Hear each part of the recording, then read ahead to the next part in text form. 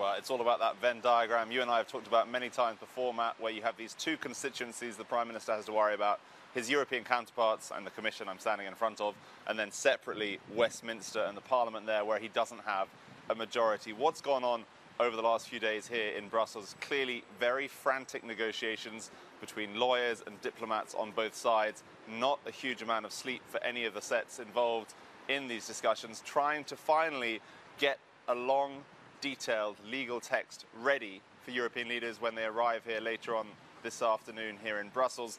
Once they have a finalized legal text, of course, those leaders can discuss if there's any issues they have problems with. Typically ahead of these summits, this is all arranged much, much further in advance, and that's where you've seen some of the concern amongst European officials and leaders over the last few days about the fact that things are not yet ready. We've had negotiators working late into the night.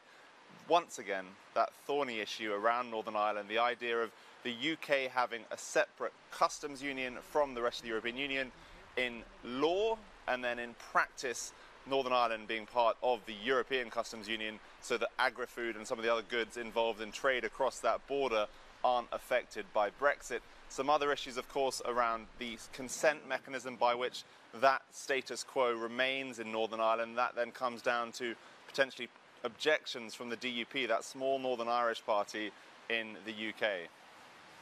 And Willem, if we do happen to get a deal in the next day or so, it's still, of course, not a done deal. And you alluded to this earlier on. We have that historic sitting of Parliament taking place on Saturday. What's the likelihood that we will see a majority of lawmakers get behind any fresh Brexit deal? So, of course, we got confirmation only last night that there would be that sitting on Saturday in Parliament. The first time since 1982 they've taken that step.